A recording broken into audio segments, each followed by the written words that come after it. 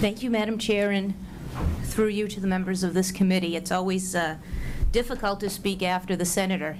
I always admire his ability to articulate the issue and to do it so well, but let me give it a try. I just want to share something before I get into my remarks with you that will give you a little insight into where I'm coming from. I grew up in an immigrant household with a family that valued education. If it weren't for public education, I probably wouldn't be sitting right here in front of you. And my mom, to her great tribute and my admiration for her, was a school librarian. And a lot of the lessons that I would learn was through her reading children's books to me.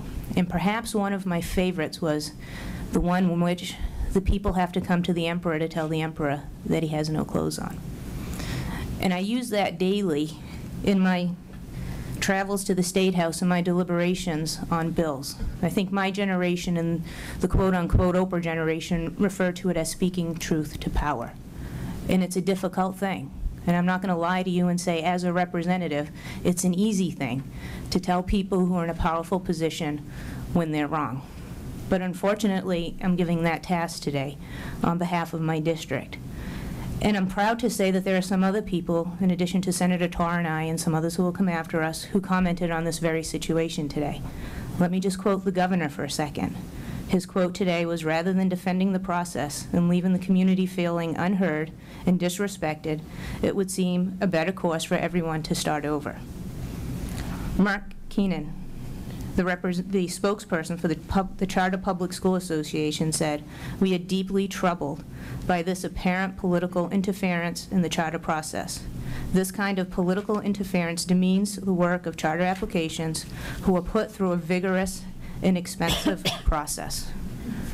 In the Gloucester Daily Times, and let me just say before I read this quote, this is not my opinion, it is the opinion of the Times. Nonetheless, it's worth putting into the record.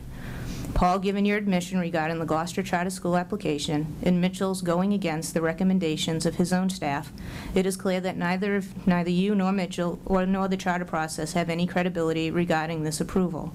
You and Mitchell should resign immediately, and the State Education Board should open the process for approving the charter applications from Waltham, Worcester, Gloucester, based solely on the merits of the applications." Now, I just want to take a few minutes just to go through how we ended up here. I remember back in April, Senator Torr and I, the mayor, and a contingency from Gloucester came before this board and enumerated a list of issues that we had with the application itself. And we didn't say, don't vote on this. What we said was, could we have a one-year moratorium on a vote so that we could bring the parties together in order to see if there was some sort of compromise that could be worked out, because the hostility on both sides of this issue was too much for one community to bear. And the board decided against that.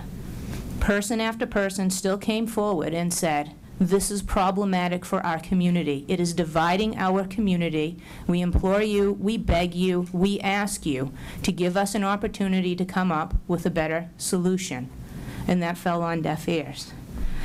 We then looked in, and I apologize for being a new rep, but I came into this late, so I went back in the record and looked at what had happened prior to my coming into office. We raised the issue that perhaps Gloucester didn't fall clearly within that threshold of 30,000 people. Ignored. We said that there was no public hearing in Gloucester with a board member present. Ignored. We raised potential issues of conflict of interest. Again, deaf ears. Finally, through the legislative process, and speaking to my colleagues, they believed that it warranted an oversight hearing in Gloucester. The request for an oversight hearing in Gloucester was granted, and the two chairs of education came back to you with a letter that said, this is problematic. Now, we can argue over whether everything was legal, but that's not the discussion we should have today. The discussion we should have today, or that the board should have today, was the community treated with respect? And were things done right, or were they done wrong? And legal and illegal doesn't necessarily mean the same thing as right and wrong. You can tell me that legally you didn't believe that a board member should have been present in the host community to hear personally, firsthand, the issues that the residents had, and I would say maybe we would concede that point. But is it right? Is it right to tell somebody that they have to go to Worcester or Brockton that lives in Gloucester to be heard? I don't think that it is.